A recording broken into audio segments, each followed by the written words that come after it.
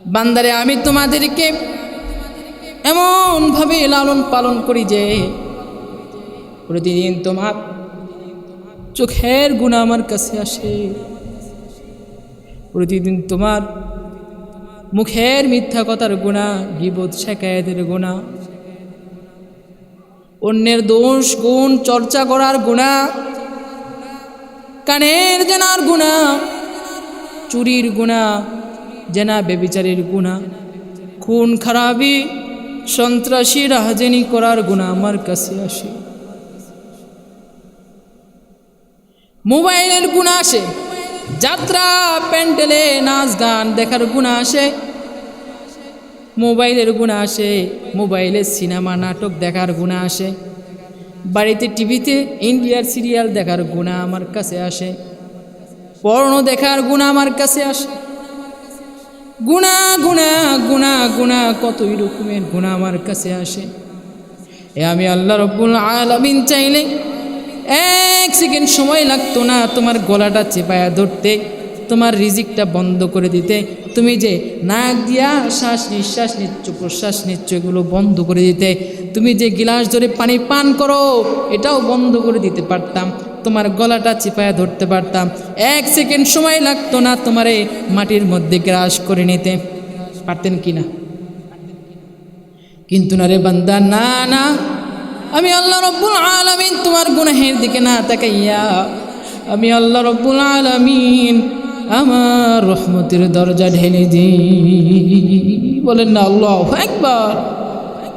লাউ কানা ফীহিমা আলিহাতুন ইল্লাল্লাহু লাফাসাদাতা। মুহতারাম হাজিরিন, আল্লাহ তাআলা বলেন, যদি নবমণ্ডল ও ভূমণ্ডলে আল্লাহ তাআলা ব্যতীত অন্যান্য উপাস্য থাকত তবে উভয়ে ধ্বংস হয়ে যেত, উভয়ে ধ্বংস হয়ে যেত। মুহতারাম হাজিরিন, কথা একেবারেই পানি নেই স্পষ্ট, পানি নেই পরিষ্কার। নবমণ্ডল ও ভূমণ্ডলে আল্লাহ তাআলা ব্যতীত যদি অন্যান্য কোনো উপাস্য থাকত, অন্যান্য কোনো খোদা থাকত, তাহলে তাদের মাঝে লড়াই বাঁধত, বিরোধ বাঁধত, ঝগড়া লাগত, ফিতনা ফাসাদ লাগত। কেমনি ফিতনা ফাসাদ লাগত? কারণ একজন বলতেন আজ দিন হবে 3 মাস দীর্ঘ, অপরজন বলতেন না না দিন হবে 6 মাস দীর্ঘ, অপরজন বলতেন আজ দিন হবে 8 মাস দীর্ঘ। একজন বলতেন আজ সূর্য উঠবে পূর্ব দিক থেকে, অপরজন বলতেন না না সূর্য উঠবে পশ্চিম দিক থেকে, অপরজন বলতেন না না সূর্য উঠবে দক্ষিণ দিক থেকে, অপরজন বলতেন না না সূর্য উঠবে উত্তর দিক থেকে। একজন বলতেন আজ দিন হবে 3 মাস দীর্ঘ, অপরজন বলতেন না না আজ দিন হবে 6 মাস দীর্ঘ। একজন বলতেন আজ শিলা বৃষ্টি হবে, অপরজন বলতেন না না আজ ঝড় বৃষ্টি হবে। এইভাবে তাদের মাঝে লড়াই বাঁধত, বিরোধ বাঁধত, ঝগড়া লাগতো না? লাগতো কি না? কথা বলেন। এইভাবে তাদের মাঝে খুনাখুনি লাগতো, খুনাখুনি করিয়া ফিতনা ফাসাদ করিয়া গন্ডগোল ফিতনা ফাসাদ লাগাইয়া তারা নিজেরাই এই পৃথিবীতে থেকে বিদায় হয়ে যেত। মুহতারাম হাজিরিন, যেহেতু আদৌ পৃথিবীর জায়গায় বিদ্যমান, যেহেতু পৃথিবীর জায়গায় আদৌ রয়েছে, সেহেতু আমাদের আর বুঝতে বাকি নাই এই বিশ্ব জাহারের মালিক, বিশ্ব বসুন্ধরার মালিক এক আল্লাহ রব্বুল আলামিন ছাড়া দ্বিতীয় আর কেউ না। বলেন না আল্লাহু আকবার। মুহতারাম হাজিরিন, অত্যন্ত আফসোসের সাথে বলতে হচ্ছে, অত্যন্ত ভারাক্রান্ত হৃদয়ে বলতে হচ্ছে, আসমানের নিচে জমিনের উপরে কিছু কুখ্যাত কুলাঙ্গার আছে। এই কুখ্যাত কুলাঙ্গার নাস্তিক মুরতাদের বাচ্চারা বলে কি এই জগতে আল্লাহ তাআলা বলতে কিছুই নাই। নাউজুবিল্লাহ বলেন।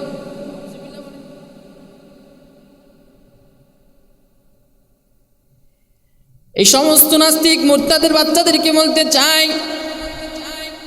এই নাস্তিক মুরতাদের বাচ্চারা আল্লাহ তাআলাকে নিয়ে গবেষণা করার অধিকার কে দিল তোমায়?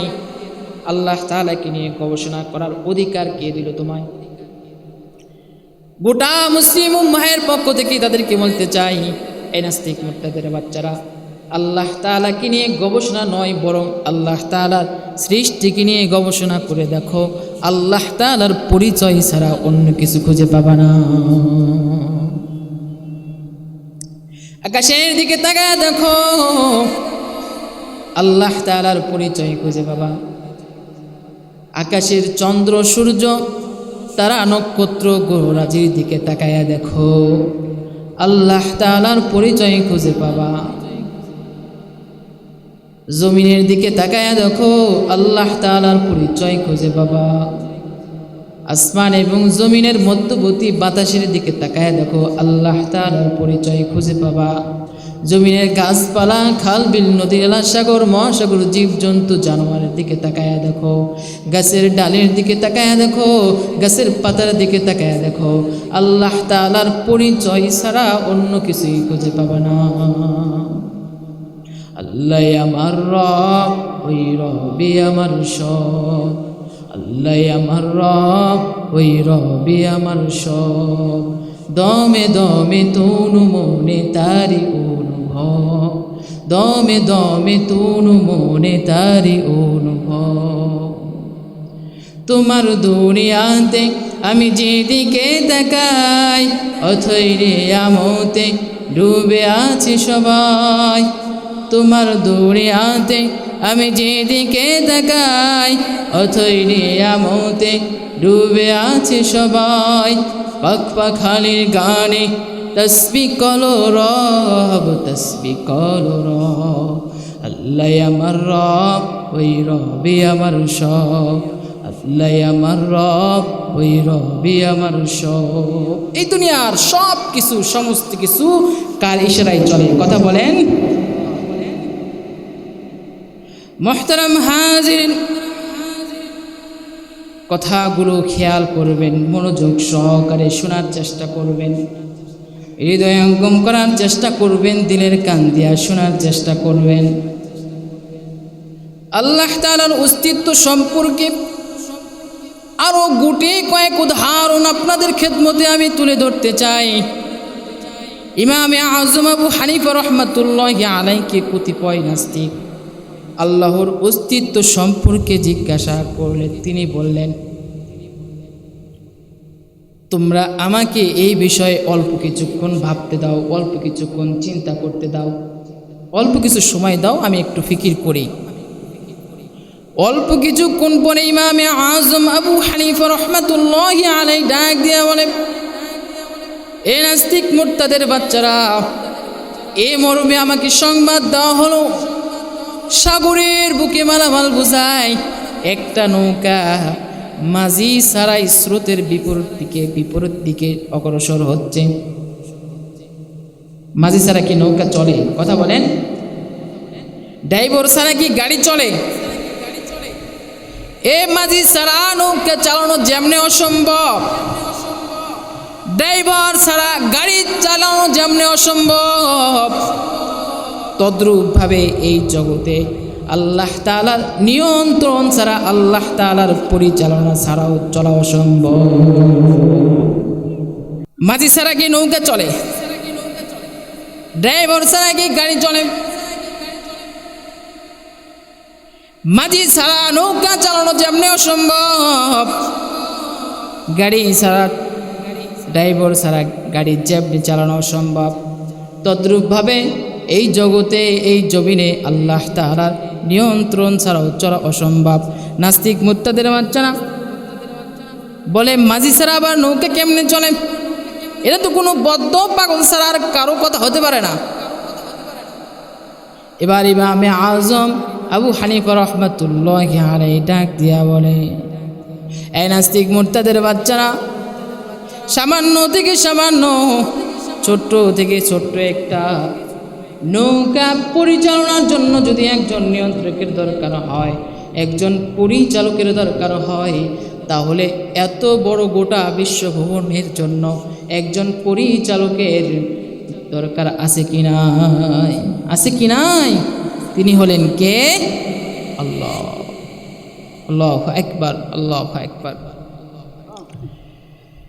ইমাম মুহাম্মদ ইবনে ইদ্রিস শাফি রাহমাতুল্লাহি আলাইহি কতিপয় নাস্তিক আল্লাহর অস্তিত্ব সম্পর্কে জিজ্ঞাসা করলে তিনি বললেন, এই দেখো তুত গাছের পাতা, তুত গাছের পাতা আপনারা চেনেন? এই তুত গাছের পাতা রাজশাহী শহরে রেশম পোকাকে আহার করায়া রেশম সুতার মাধ্যমে রেশমি কাপড় বানায়, ঠিক না? এই রেশম পাতা, তুত গাছের পাতা, যার স্বাদ ও গুণ অভিন্ন। দেখেন, এই তুত গাছের পাতা যখন রেশম পোকায় আহার করে তখন তার থেকে রেশম হয়ে বের হয়। আল্লাহু আকবার বলেন। এই একই জিনিস যখন গরু ছাগলে আহার করে তখন তার থেকে গোবর হয়ে বের হয়। ওই একই জিনিস যখন আবার হরিণ আহার করে তখন তার থেকে মৃগনাভি কুস্ত্রী হয়ে বের হয়। বলেন না আল্লাহু আকবার। বস্তু তো এক, জিনিস তো এক, কিন্তু এক এক প্রাণী খাওয়ার কারণে এক এক জিনিস হয়ে বের হয়। তো এই সূক্ষ্ম থেকে সূক্ষ্ম বিষয়গুলির কারিগরকে অবশ্যই একজন কারিগর আছেন, তিনি হলেন কি? আল্লাহ। আল্লাহু আকবার। ইমাম আহমদ ইবনে হাম্বল রাহমাতুল্লাহি আলাইহি কতিপয় নাস্তিক আল্লাহর অস্তিত্ব সম্পর্কে জিজ্ঞাসা করলে তিনি বললেন, আমি ক্ষুদ্র আকারে ছোট্ট আকারে একটা গোল জিনিস দেখতে পাই, যার উপরটা হলো রূপারে নাই, ভিতরটা হলো স্বর্ণে নাই। এক সময় সেটা টুকরো টুকরো হয়ে যায়, ভেঙে যায়, টুকরো টুকরো হয়ে ভেঙে বাচ্চা বের হয়ে আসে, অর্থাৎ ডিম থেকে বাচ্চা বের হয়ে আসে। ডিম থেকে বাচ্চা বের হয়ে আসার পর সে কাকের উপদ্রবকালে দৌড়ে গিয়ে মায়ের কোলে আশ্রয় নেয়, নাকি নাই? না, চিলের উপদ্রবকালে, বাজ পাখির উপদ্রবকালে দৌড়ে গিয়ে নিরাপদ জায়গায় আশ্রয় নেয়। এই ছোট্ট থেকে ছোট্ট একটা প্রাণীকে ডিম থেকে বের হওয়ার সাথে সাথে কে শিখাইল? অবশ্যই একজন শিখাইছেন, তিনি হলেন কি? চিৎকার দিয়া বলেন আল্লাহু আকবার। কথাগুলো তাকরার হইতেছে, বারবার বলতেছি, খারাপ লাগতেছে? খারাপ লাগলেও করার কিছু নাই, একটা বিষয় নিয়ে আলোচনা করার দরকার, ঠিক না? এক চরকাওয়ালি বুড়িকে জিজ্ঞাসা করা হলো, এ বুড়ি, সারা জীবন তো পার হয়ে গেল, চরকাকে ডেকে নেন, সারা জীবন তো শেষ, এক পা কবরে চলে গেল, আল্লাহ তাআলার পরিচয় খুঁজে পেয়েছো কি? চরকাওয়ালি বুড়ি ডাক দিয়া বলে, হ্যাঁ হ্যাঁ, আল্লাহ তাআলার পরিচয় খুঁজে পেয়েছি। এই চরকাই তো হলো তার জ্বলন্ত প্রমাণ। কারণ এই চরকা যতক্ষণ ঘোরায়, যতক্ষণ পাকায় ততক্ষণ ঘোরে, যতক্ষণ ঘোরায় ততক্ষণ ঘোরে, ছেড়ে দেই আর ঘরে না। তাহলে এই সামান্য থেকে সামান্য একটা চরকা ঘোরানোর জন্য যদি একজন পরিচালকের দরকার হয়, নিয়ন্ত্রকের দরকার হয়, তাহলে এত বড় একটা গোটা বিশ্বজাহানের জন্য, বিশ্ব বসুন্ধরার জন্য একজন পরিচালকের দরকার আছে কিনা? তিনি হলেন কে? কথা বলেন। আল্লাহ। যে কথাটা আগেও বললাম, আসমানের নিচে, জমিনের উপরে ইহুদি, খ্রিস্টান, হিন্দু, বৌদ্ধ, নাসারা, এদের চেয়ে মারাত্মক ইসলাম মুসলমানের শত্রু হলো নাস্তিক মুরতাদের বাচ্চারা। এই নাস্তিক মুরতাদের বাচ্চারা বলে কি, এই জগতে আল্লাহ বলতে কিছুই নাই। নাউজুবিল্লাহ বলেন। আসুন, নাস্তিক নাস্তিক বলতেছি, নাস্তিক কি, নাস্তিক কাকে বলে জানা দরকার আছে কি নাই? কথা বলেন, জানা দরকার আছে কি নাই? পৃথিবীতে দুই ধরনের মানুষ, এক নম্বর হলো আস্তিক, দুই নম্বর হলো নাস্তিক। যারা তাওহীদকে বিশ্বাস করে তাদেরকে বলা হয় আস্তিক, আর যারা নাস্তিক বলা হয় অবিশ্বাসী, এটা শাব্দিক অর্থ। আর পরিভাষায় বলা হয় যারা পরকাল বিশ্বাস করে না, হাসর নাসর বিশ্বাস করে না, কবরের আযাবকে বিশ্বাস করে না, এমনকি বিশ্ব বসুন্ধরার সৃষ্টিকর্তা, বিশ্ব জাহানের সৃষ্টিকর্তা মহান রব, মহান প্রভু আল্লাহ রব্বুল আলামিনকেও বিশ্বাস করে না, তাদেরকেই বলা হয় নাস্তিক। মনে থাকবে তো ইনশাআল্লাহ। মুহতারাম হাজিরিন, বর্তমান পৃথিবীতে নাস্তিকদের সংখ্যা দিন দিন বৃদ্ধি পাচ্ছে, আর বারবার তারা খোদাদ্রোহী স্লোগান দিয়ে, আল্লাহর বিরুদ্ধে স্লোগান দিয়ে সুশান্তময় পৃথিবীকে অশান্ত করে তুলছে। এই কিছুদিন আগেও নর্থ সাউথে এক কুলাঙ্গেরের বাচ্চা কোরআন শরীফকে লাথি দিয়েছে। আপনি আমি আল্লাহর গোলাম হয়ে কতটুকু তাদের দাঁত ভাঙা জবাব দিতে পেরেছি? নিজের মনকে নিজে প্রশ্ন করে দেখে।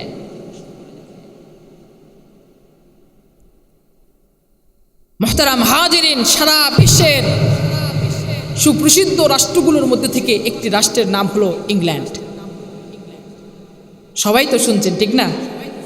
এই ইংল্যান্ডের ক্যামব্রিজ ইউনিভার্সিটি, এটাও তো শুনেছি। এই ক্যামব্রিজ ইউনিভার্সিটির পদার্থবিজ্ঞানী এই তো গত কয়েক বছর আগে, 5-7 বছর আগে মারা গেছে। এই পদার্থ বিজ্ঞানী, তার নাম ছিল স্টিফেন হকিং। সে পরিষ্কার ভাষায় বলেছে এই জগতে আল্লাহ বলতে কিছুই নাই। নাউজুবিল্লাহ বলেন।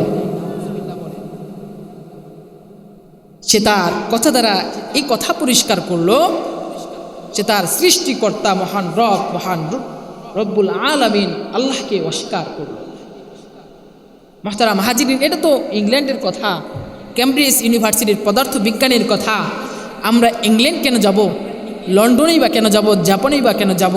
আমেরিকাই বা কেন যাব? আমাদের সোনার বাংলারও তো সেই একই অবস্থা। ঢাকা মুন্সিগঞ্জের প্রসিদ্ধ এক নাস্তিক হুমায়ুন আজাদ, অনেকেই নাম শুনেছেন, শোনেন নাই?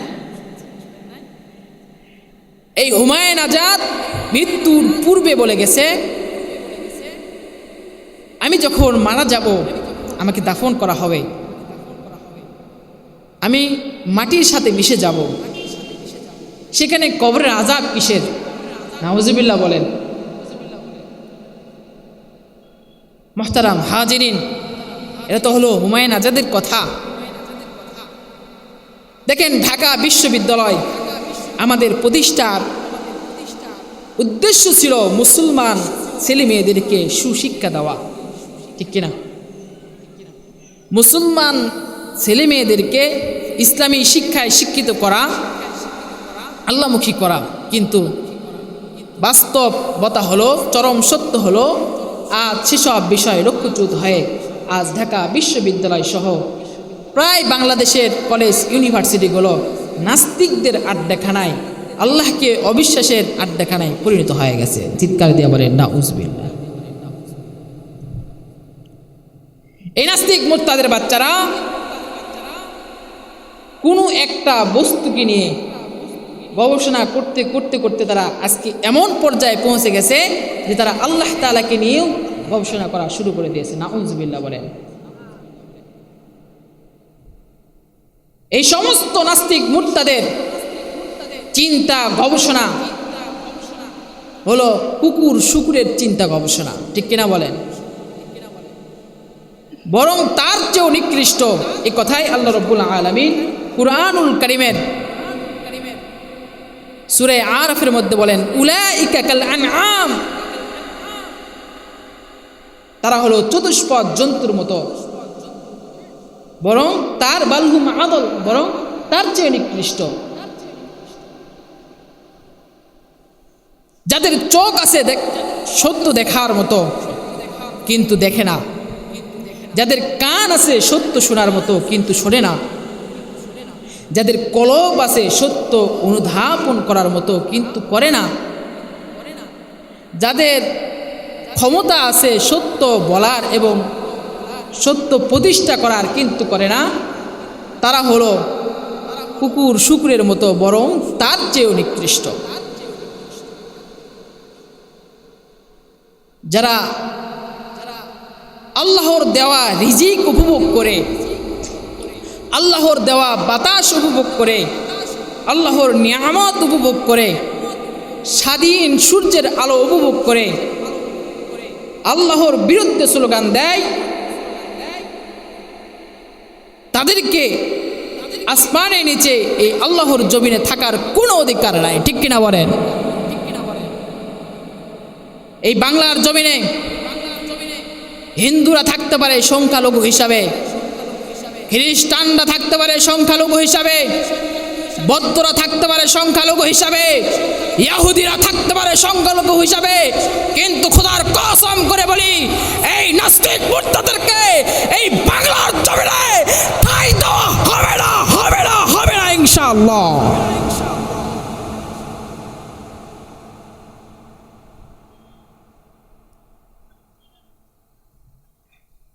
সম্মানিত মুহতারাম হাজিরিন, নিজের মনটাকে নিজে একবার জিজ্ঞেস করে দেখেন, কে আপনার আমার রিজিক দাতা, কে আপনার আমার পালন কর্তা, কে আপনার আমার রব? কি তার পরিচয়? কোথায় তার বাড়ি? কোথায় তার ঘর? মুহতারাম হাজিরিন, তিনি তো আমাদের আল্লাহ, যিনি সমগ্র বিশ্বের লালন কর্তা, পালন কর্তা, রিজিক দাতা। এখন প্রশ্ন করতে পারেন, হুজুর কথাগুলো খেয়াল করেন, তিনি কেমনে এই বিশ্বকে লালন পালন করেন? আমরা যে নাফরমানের নাফরমান, খাটাসের খাটাস, এমন গুনাহগারের গুনাহগার, তিনি কেমনে কিভাবে এই বিশ্বকে লালন করেন, পালন করেন, পরিচালিত করেন? অথচ পৃথিবী ওই যে ভূমিকম্প হলো না, এইরকম করে একটা নাড়া দিলে পৃথিবী চূর্ণ বিচূর্ণ হয়ে যাবে 1 সেকেন্ডের মধ্যে। সময় লাগবে? তো আল্লাহ তাআলা অনেক আগেই এই পৃথিবীটা ধ্বংস করে দিতে পারতেন, কিন্তু আজও রাখছেন কেন? আল্লাহ তাআলা তা নিজেই বলেন, বান্দারে আমি তোমাদেরকে এমনভাবে লালন পালন করি যে প্রতিদিন তোমার চোখের গুনাহ আমার কাছে আসে, প্রতিদিন তোমার মুখের মিথ্যা কথার গুনাহ, গীবত শিকায়েতের গুনাহ, অন্যের দোষ গুণ চর্চা করার গুনাহ, কানের জেনার গুনাহ, চুরির গুনাহ, জেনা বেবিচারের গুনাহ, খুন খারাপি, সন্ত্রাসী রাহাজানি করার গুনাহ আমার কাছে আসে। মোবাইলের গুনাহ আসে, যাত্রা প্যান্ডেলে নাচ গান দেখার গুনাহ আসে, মোবাইলের গুনাহ আসে, মোবাইলে সিনেমা নাটক দেখার গুনাহ আসে, বাড়িতে টিভিতে ইন্ডিয়ার সিরিয়াল দেখার গুনাহ আমার কাছে আসে, পর্ন দেখার গুনাহ আমার কাছে আসে, গুনাহ গুনাহ গুনাহ গুনাহ কতই রকমের গুনাহ আমার কাছে আসে। আমি আল্লাহ রব্বুল আলামিন চাইলে 1 সেকেন্ড সময় লাগতো না তোমার গলাটা চেপায়া ধরতে, তোমার রিজিকটা বন্ধ করে দিতে। তুমি যে নাক দিয়া শ্বাস নিঃশ্বাস নিচ্ছ, প্রশ্বাস নিচ্ছ, এগুলো বন্ধ করে দিতে। তুমি যে গিলাস ধরে পানি পান করো, এটাও বন্ধ করে দিতে পারতাম, তোমার গলাটা চেপায়া ধরতে পারতাম। 1 সেকেন্ড সময় লাগতো না তোমারে মাটির মধ্যে গ্রাস করে নিতে পারতেন কিনা? কিন্তু না রে বান্দা, না না, আমি আল্লাহ রব্বুল আলামিন তোমার গুনাহের দিকে না তাকাইয়া আমি আল্লাহ রব্বুল আলামিন আমার রহমতের দরজা ঢেলে দিই। বলেন না আল্লাহু আকবার। এই জন্য বলি, ও যুবক ভাই বাজান, এখনো কি তোমার সময় হয় নাই আল্লাহ তাআলার গোলামির দিকে এগিয়ে যাওয়ার? এখনো কি তোমার সময় হয় নাই আল্লাহ তাআলার তাওবা করে আল্লাহ তাআলার দিকে এগিয়ে যাওয়ার, আল্লাহ তাআলার খাঁটি গোলাম হয়ে যাওয়ার? এখন প্রশ্ন করতে পারেন, হুজুর আমি যেই নাফরমানের নাফরমান, আমি যেই খাটাসের খাটাস, আমি যেই গুনাহগারের গুনাহগার, পৃথিবীতে এমন কোনো গুনাহ নাই যেই গুনাহ আমি করি নাই। আল্লাহ তাআলা কি আমাকে মাফ করতে পারে, আমাকে ক্ষমা করতে পারে? ও যুবক ভাই বাজান, আপনাকে বলবো একটু কথাগুলো খেয়াল করে শোনেন, মনোযোগ সহকারে শোনেন। ইসলামের একটা ইতিহাস আমি আপনাদের খেদমতে তুলে ধরতে চাই। হযরত দাহিয়াতুল কালবি আমার নবী সাল্লাল্লাহু আলাইহি ওয়াসাল্লামের ভীষণ সুন্দর এক সাহাবী ছিলেন। এমন মর্যাদা সম্পন্ন সাহাবী ছিলেন যার শুরুতে হযরতে জিবরাইল আলাইহিস সালাতু ওয়াস সালাম বেশ কয়েকবার আল্লাহর নবী জনাবে রাসূলুল্লাহ সাল্লাল্লাহু আলাইহি ওয়াসাল্লামের কাছে ওই নিয়ে আসছেন। বলা যাবে কি আল্লাহু আকবার, বলা যাবে কি সুবহানাল্লাহ। আইয়ামে জাহিলিয়াতের যুগে সমাজে নারীরা ছিল কলঙ্কিনী, সমাজে নারীরা ছিল হতভাগা, সমাজে নারীরা ছিল কপাল পোড়া দুঃখিনী। কিন্তু দয়ার নবী, মায়ার নবী, রহমাতুল লিল আলামিন নবী আমার নারীদেরকে দিয়েছেন স্বাধীনতা, নারীদেরকে দিয়েছেন মর্যাদা, দিয়েছেন সম্মান। অথচ এই নারীদেরকে জিন্দা জিন্দা কবর দিয়ে দেওয়া হতো। অন্তরের মধ্যে, কলবের মধ্যে একটুকু মায়া লাগতো না, একটুকু দরদ লাগতো না রে বাজান। আমার ভাইয়েরা, হযরত দাহিয়াতুল কালবি তিনি নিজ হাতে তার মেয়েকে জিন্দা কবর দিয়েছেন। তিনি পরবর্তীতে মুসলমান হন। মুসলমান হওয়ার পর আমার নবী সাল্লাল্লাহু আলাইহি ওয়াসাল্লাম ডাক দিয়া বলে, এ আমার সাহাবী দাহিয়াতুল কালবি, তুমি মুসলমান হয়েছো, তুমি সাহাবী হয়েছো, এজন্য আল্লাহ পাক তোমার জীবনের সমস্ত গুনাহ খাতা মাফ করে দিয়েছেন। সুবহানাল্লাহ বলেন। এটা তো খুশির সংবাদ, ঠিক কিনা? আপনার আমার জীবনের সবচেয়ে বড় চাওয়া হলো আল্লাহ তাআলার ক্ষমা, ঠিক কিনা? আর আপনি আমি যদি সেই ক্ষমাটা পেয়ে যাই, তাহলে আপনার আমার জীবনের সবচেয়ে বড় পাওয়াটা হলো আল্লাহ তাআলার ক্ষমা। এটা তো খুশির সংবাদ। কিন্তু নবীর সাহাবী দাহিয়াতুল কালবি ছোট্ট একটা বাচ্চার মতো হাউমাউ করে কাঁদে আর বলে, হুজুর, আল্লাহ পাক আমার জীবনের সমস্ত গুনাহ খাতা মাফ করলেও আল্লাহ পাক আমার জীবনের একটি গুনাহ মাফ করবে না। এবার দয়াল নবী, মায়ার নবী, রহমাতুল লিল আলামিন নবী আমার ডাক দিয়া বলে, এ আমার সাহাবী দাহিয়াতুল কালবি, বলো বলো, জীবনে এমন কি অপরাধ করেছো যার জন্যই বা আল্লাহ পাক তোমাকে ক্ষমা করবে না, তোমাকে মাফ করবে না? এবার নবীর সাহাবী দাহিয়াতুল কালবি ডাক দিয়া বলে, হুজুর, এবার নবীর সাহাবী দাহিয়াতুল কালবি রুদন করে করে কান্না করে, আর ঝরনার মতো গাল বেয়ে বেয়ে টপ টপ করে পানি পড়ে। এতিম একটা বাচ্চার মতো হাও মাও করে কাঁদে আর বলে, হুজুর, আমার মেয়ে, আমার সন্তান আমাকে আব্বু আব্বু আব্বু বলে ডাকতো, তার মাকে আম্মু আম্মু আম্মু বলে ডাকতো। আমি সফর থেকে 4 বছর পরে বাড়িতে আসি। বাড়িতে এসে দেখি মেয়েটা আমার বেশ বড় হয়ে গেছে। আমি সাথে সাথে তার মাকে ধমকাইতে লাগলাম, কেন কেন কেন এই মেয়েটাকে ছোট্টকালে ছোট্ট অবস্থায় জিন্দা কবর দিয়ে দেওয়া হয় নাই? আমার বিবি ডাক দিয়া বলে, ও আমার প্রাণের স্বামী, আপনি একটু নজর করে দেখেন, আল্লাহ তাআলা আপনাকে যত যত সুন্দর করে বানাইছে, তেমনইভাবে আল্লাহ তাআলা আপনার মেয়েকেও সুন্দর করে বানাইছে। এই জন্যই তো আমি তার নাম রেখেছি জামিলা। এত সুন্দর মেয়ে আমি কেমনে, কি করে, কিভাবে জিন্দা কবর দিয়া দেই গো প্রাণের স্বামী?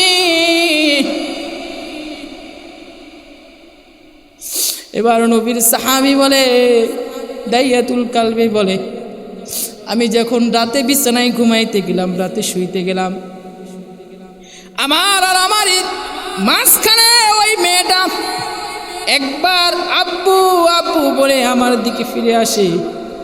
আর একবার আম্মু আম্মু আম্মু বলে তার মায়ের দিকে ফিরে যায়। আমি চিন্তা করতে লাগলাম, কি ঘৃণাহের কথা, আমি মেয়ে সন্তানের বাবা হয়েছি, মেয়ে সন্তানকে জন্ম দিয়েছি।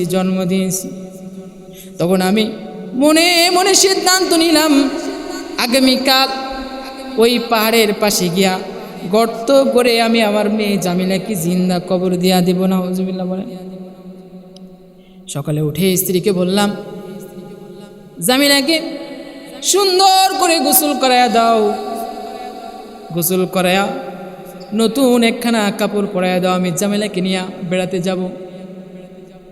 আমার বিবি জামিলাকে সুন্দর করে গোসল করায়া নতুন একখানা কাপড় পরাইয়া জনমের মতো 2 লোকমা খানা মুখে উঠায়া আমার হাতে দিয়া দেয়। এবার আমি জামিলাকে নিয়ে পাহাড়ের দিকে রওনা দিয়া দিলাম। ও দয়ার নবী, ও মায়ার নবী, ও রহমাতুল লিল আলামিন নবী আমার, বহু দূরে ওই পাহাড়ের পাশে গিয়া আমি গর্ত করতে লাগলাম। গর্ত করার সময় মাটির ছোট্ট ছোট্ট টুকরোগুলো আমার দাড়ির উপরে এসে লেগে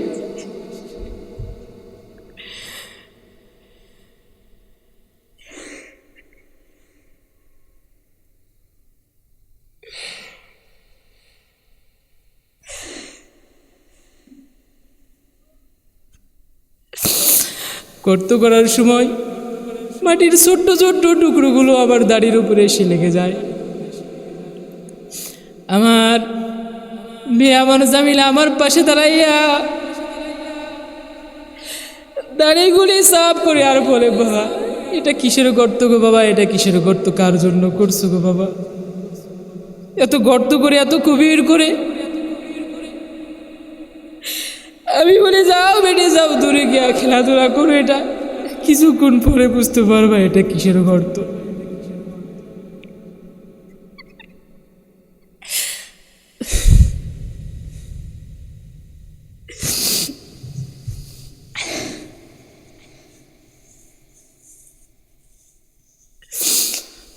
আল্লাহ,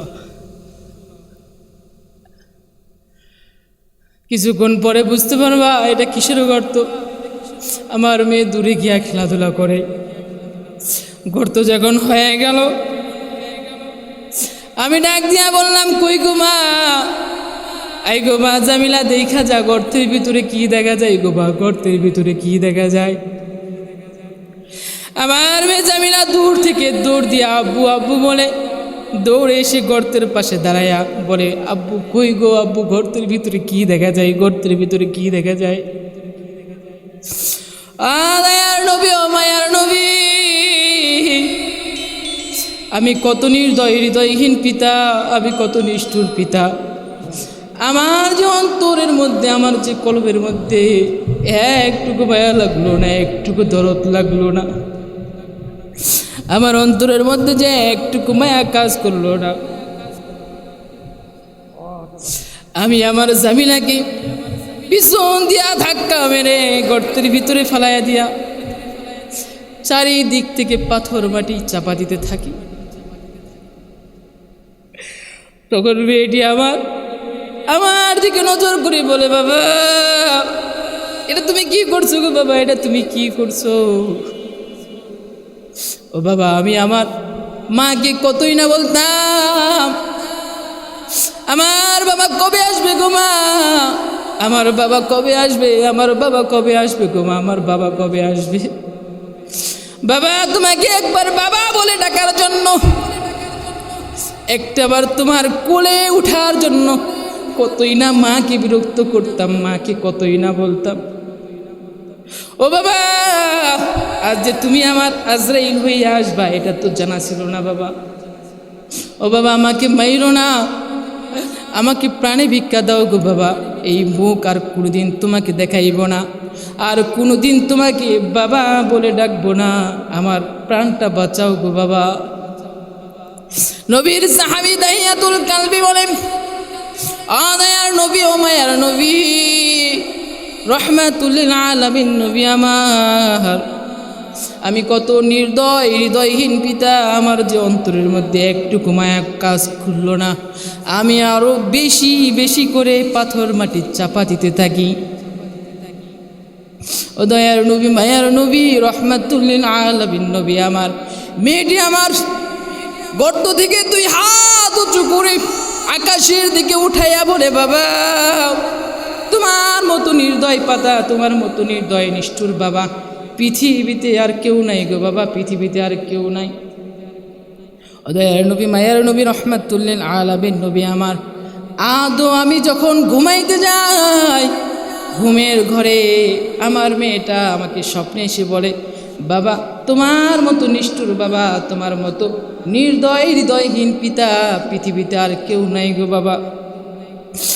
দয়ার নবী, মায়ার নবী, রহমাতুল্লিল আলামিন নবী আমার এই ঘটনা শোনার সাথে সাথে দুই গাল বেয়ে টপ টপ করে পানি পড়ে আর বলে, মানুষ কি এমন কাজ করতে পারে? তবে হ্যাঁ, ও আমার সাহাবী দাহিয়াতুল কালবি, তুমি যখন মুসলমান হয়েছো, তুমি যখন সাহাবী হয়েছো, তখন আল্লাহ পাক তোমার জীবনের সমস্ত গুনাহ খাতা মাফ করে দিয়েছেন, তোমার জীবনের তওবা আল্লাহ তাআলা কবুল করে নিয়েছেন। বলেন না আল্লাহু আকবার। ও যুবক ভাই ও বাজান, আপনাদের কাছে আমি একটা অনুরোধ রাখতে চাই, আপনি কি এই দাহিয়াতুল কালবির মতো জীবনে বড় অপরাধ করেছেন? আপনি আমি কত বড় সৌভাগ্যবান, কত বড় সৌভাগ্যবান। আল্লাহ তাআলা আপনাকে আমাকে মুসলমানের ঘরে জন্ম দিয়েছেন। মুসলমানের ঘরে জন্ম নিয়া আজকে আমি যদি তওবা না করে আল্লাহ তাআলার দিকে না ফিরে যাই, আল্লাহ তাআলার খাঁটি গোলাম না হতে পারি, আপনার আমার থেকে বদনসিব কপাল পোড়ার পৃথিবীতে কেউ না। এজন্য বলি, ও যুবক ভাই আমার জান, আপনি তওবা করে আল্লাহ তাআলার দিকে ফিরে আসেন। আল্লাহ তাআলাকে একবার আল্লাহ বলে ডাক দেন, দেখবেন আল্লাহ তাআলা সাথে সাথে আপনার ডাকে জবাব দিবে, লাব্বাইকা ইয়া আবদি, লাব্বাইকা ইয়া আবদি। এইভাবে কোনো বান্দা যদি, আল্লাহ রাসূল সাল্লাল্লাহু আলাইহি ওয়াসাল্লাম হাদিসে কুদসিতে বলেন, কোনো বান্দা যদি এক বিগত আমার দিকে এগিয়ে আসে, তাহলে আমি আল্লাহ তার দিকে এক হাত এগিয়ে যাব। বলেন না আল্লাহু আকবার, বলেন না আল্লাহু আকবার। আর কোনো বান্দা যদি আমার দিকে এক হাত এগিয়ে আসে, তাহলে আমি তার দিকে দুই হাত এগিয়ে যাব। বলেন না আল্লাহু আকবার। কোনো বান্দা যদি আমার দিকে হেঁটে হেঁটে আসে, তাহলে আমি তার দিকে দৌড়ায় দৌড়ায় যাব। বলেন না আল্লাহু আকবার। কত সুন্দর কথা, কত স্নেহ মাখা কথা, দরদ মাখা কথা দয়ালু আল্লাহর। ও যুবক ভাই ও বাজান, এজন্য আমাদের উচিত হলো কিসের বাড়ি, কিসের গাড়ি, কিসের নারী, কিসের ধন সম্পদ, কিসের টাকা পয়সা, সব কিছুর প্রভাব দিন থেকে বের করে দিয়ে শুধুমাত্র কেবলমাত্র আল্লাহ তাআলাকে ভালোবাসা, আল্লাহ তাআলার গোলামি করা, আল্লাহ তাআলার দাসত্ব করা প্রত্যেকটা মুসলমানের একান্ত দায়িত্ব, একান্ত কর্তব্য, একান্ত কাম্য। কারণ তিনি তো আমাদের আল্লাহ, যিনি আমাদেরকে মায়ের চেয়ে অসংখ্য অসংখ্য গুণে বেশি ভালোবাসেন। আল্লাহু আকবার বলেন। মায়ের কাছে একটি মাত্র সন্তান হয় মায়ের চোখের তারা, মায়ের কলিজার টুকরা, হৃদয়ের স্পন্দন। ওই ছেলেই যখন মাকে একবার ডাকে মা, মা জবাব দেয় জি বাবা। ছেলে আবার ডাকে মা, জবাব দেয় জি বাবা। ছেলে বারবার ডাকতেই থাকে, মা বারবার জবাব দিতেই থাকেন। দেখি দেয় না? এক পর্যায়ে মা বিরক্ত হইয়া বলে, বাবা মা মা বলে আমার মাথা খাবি নাকি? চুপ কর, চুপ থাক। বলে কি বলে না? অথচ সুদকর, ঘুষখোর, জেনাকার, গুনাহগার বান্দা যখন আল্লাহকে আল্লাহ বলে ডাক দেয়, আল্লাহ তাআলা সাথে সাথে তার জবাব দেয়, লাব্বাইকা ইয়া আবদি। আল্লাহু আকবার। এইভাবে কোনো বান্দা যদি আল্লাহ তাআলাকে একবার না, দুইবার না, 10 বার না, 20 বার না, 50 বার না, 1000 বার না, লক্ষ বার না, কোটি কোটি বারো আল্লাহকে আল্লাহ বলে ডাক দেয়, আল্লাহ তাআলা সাথে সাথে তার জবাব দেয় লাব্বাইকা আবদি। আল্লাহু আকবার, আল্লাহু আকবার। আল্লাহ পাক আমাদের সকলকে, প্রত্যেককে, সবাইকে আল্লাহর খাঁটি গোলাম হয়ে কবরে যাওয়ার তৌফিক দান করুক। সকলে পড়ি আল্লাহুম্মা আমিন। আমাদের সবাইকে কবরে যাওয়া লাগবে কিনা? কথা বলেন না? একেবারে আমরা দুনিয়ার মধ্যে থাকার জন্য আসছি? আচ্ছা বলেন তো, এই নোনহার গ্রাম না, পুরসা থানা, নওগাঁ জেলা, রাজশাহী বিভাগ, শুধু রাজশাহী বিভাগ না, পুরা বাংলাদেশ, এশিয়া মহাদেশ, সারা বিশ্বে এমন একজন লোক খুঁজে দেখান যার বয়স 150 প্লাস বা 200 পাওয়া যাবে? তাহলে আপনি মনে করেন আপনার বয়স সর্বোচ্চ থেকে সর্বোচ্চ কত? 150 বছরই ধরেন বা 200ই ধরেন, কিন্তু ঠিকই এরপরে আপনাকে আমাকে এই দুনিয়া ছেড়ে চলে যেতে হবে, ঠিক কিনা? মুহতারাম হাজিরিন, মুর্দাকে যখন কবরে রাখা হয় তখন সকলেই, প্রত্যেককেই কণ্ঠের সাথে কণ্ঠ মিলিয়ে উঁচু আওয়াজে চিৎকার দেয়া বলে, মিনহা খলাকনাকুম ওয়া ফিহা নুঈদুকুম ওয়া মিনহা নুখরিজুকুম তারাতান উখরা। বলে কি বলে না?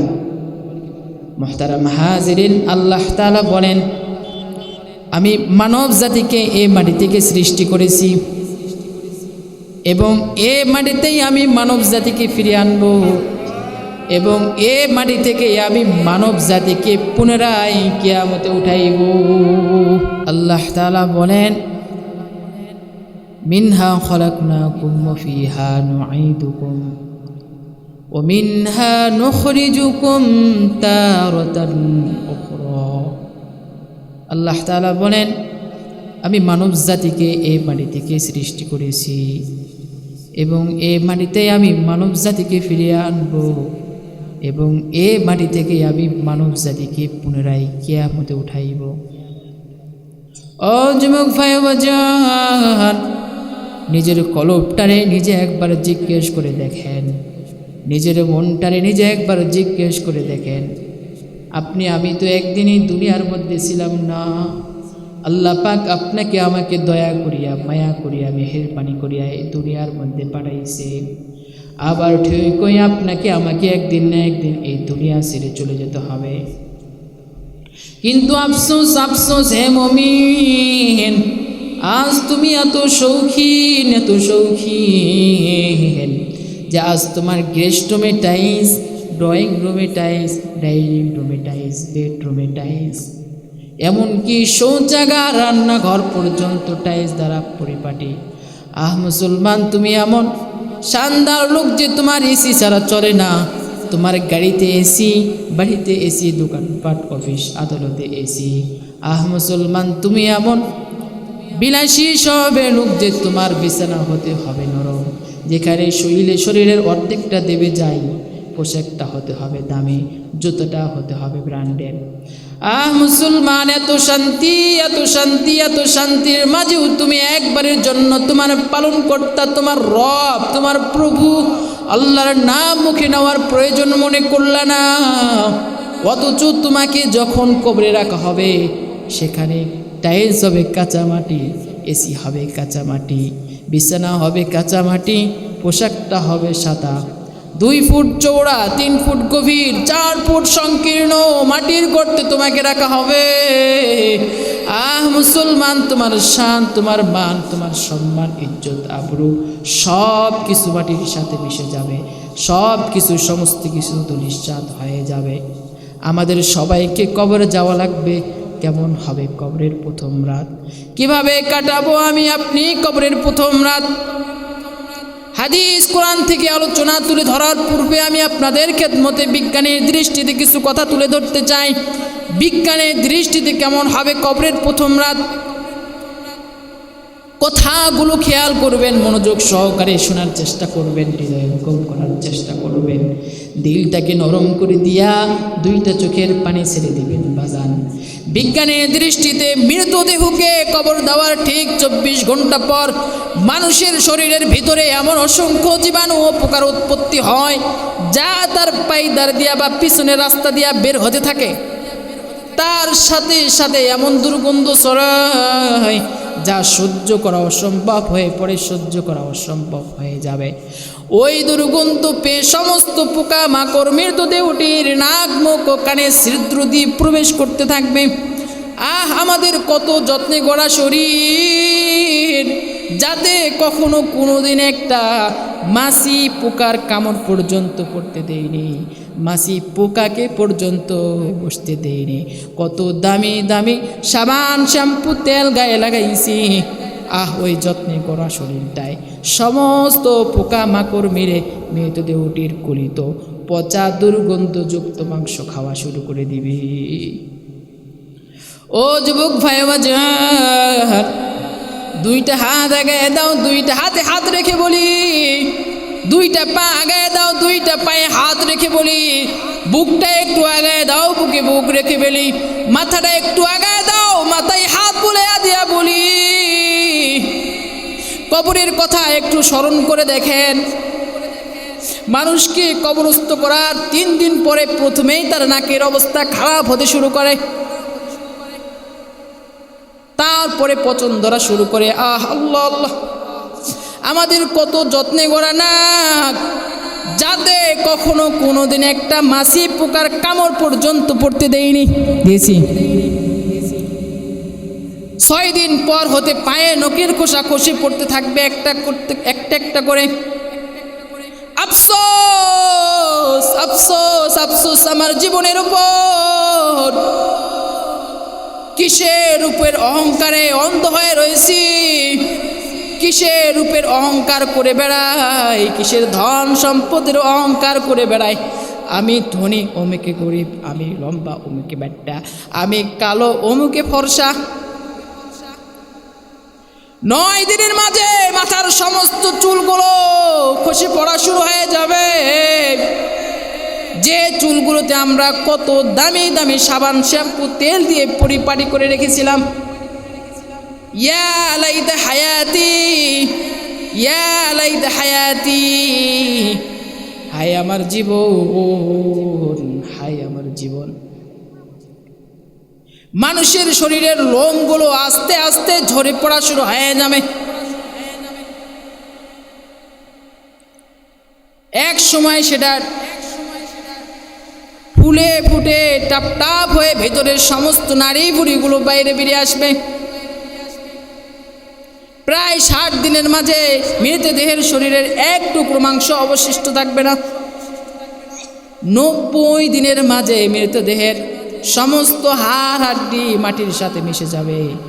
1 বছরের মধ্যেই মাইয়াতের সব নিশানা আস্তে আস্তে মাটির সাথে মিশে যাবে। কালের আবর্তে কোনো এক সময় নামটাও পৃথিবীর মানুষ কিন্তু ভুলে যাবে। সুতরাং মৃত্যুর মধ্যে দিয়েই প্রতিটা মানবের আত্মা নতুন জগতে পদার্পণ করে থাকে। আমাদের সেই সময়গুলো কবরে কাটাতে হবে, সেই রাতগুলো কবরে কাটাতে হবে। এতক্ষণ পর্যন্ত আপনারা বিজ্ঞানের দৃষ্টিতে কেমন হবে কবরের প্রথম রাত এ সম্পর্কে অবগত হলেন। এবার আসুন হাদিসের আলোকে কেমন হবে কবরের প্রথম রাত। আল্লাহ রাসূল সাল্লাল্লাহু আলাইহি ওয়াসাল্লাম বলেন, আল আবদু ইযা বুদিআ ফি কবরি। আল্লাহ রাসূল সাল্লাল্লাহু আলাইহি ওয়াসাল্লাম বলেন, বান্দাকে যখন কবরে রাখা হয় এবং বান্দাকে কবরে রেখে সাথী সঙ্গী আত্মীয় স্বজনরা শুধু এতটুকু দূরে চলে আসে যে তখনও কবরস্থ ব্যক্তি তাদের পায়ের জুতার শব্দ শুনতে পায়। আল্লাহ রাসূল সাল্লাল্লাহু আলাইহি ওয়াসাল্লাম বলেন, ঠিক সেই সময় কবরে শায়িত বান্দার নিকট 2 জন ফেরেশতা এসে তাকে বসিয়ে প্রশ্ন করা শুরু করে দেয়। হাদিসটি বুখারী শরীফের হাদিস নম্বর 1338। এখানে ফেরেশতা দেয় মাইয়াতকে শোয়া থেকে বসানোর পর সে যা দেখতে পায় আল্লাহ রাসূল সাল্লাল্লাহু আলাইহি ওয়াসাল্লাম বলেন, মুসিলাতিশ শামসু লাহু ইনদা গুরুবিহা, অর্থাৎ তার কাছে মনে হবে সূর্য ডুবে যাচ্ছে। আসরের টাইমে আর কি আসরের সময় যে সূর্য ডুবে এই টাইমে। হাদিসটি সুনানি ইবনে মাজা শরীফের হাদিস নম্বর 4252। যেহেতু সূর্য ডুবে যাচ্ছে সে মনে করবে আজ তো আমি আসরের নামাজ আদায় করি নাই। আল্লাহু আকবার বলেন।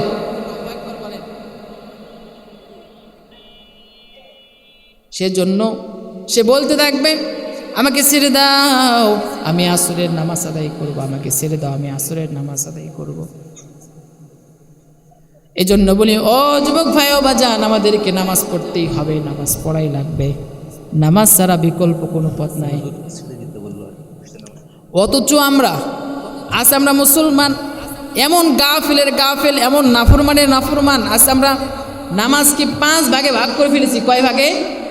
5 ভাগে ভাগ করে ফেলেছি। প্রথম নম্বরে আল্লাহ তাআলার এমন কিছু বান্দা বান্দি আছে যারা 5 ওয়াক্ত নামাজ জামাতের সাথে আদায় করে, আলহামদুলিল্লাহ বলেন। এটা হলো প্রথম নম্বরে।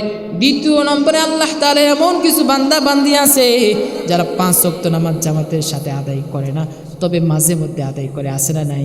এটা হলো দ্বিতীয় নম্বরে। তৃতীয় নম্বরে আল্লাহ তাআলা এমন কিছু বান্দা বান্দি আছে যারা 5 ওয়াক্ত নামাজ জামাতের সাথে আদায় করে না, মাঝে মধ্যেও আদায় করে না, পরে শুধু সপ্তাহে একবার জুমার নামাজ, আছে না নাই নোনহার গ্রামে? এটা হলো তৃতীয় নম্বরে। চতুর্থ নম্বরে আল্লাহ তাআলার এমন কিছু বান্দা বান্দি আছে যারা 5 ওয়াক্ত নামাজ জামাতের সাথে পড়ে না, মাঝে মধ্যেও পড়ে না, সপ্তাহে একবার জুমার নামাজটাও পড়ে না, পরে শুধু বছরে 2 বার 2 ঈদের নামাজ, আছে না নাই? এটা হলো চতুর্থ নম্বরে। পঞ্চম নম্বর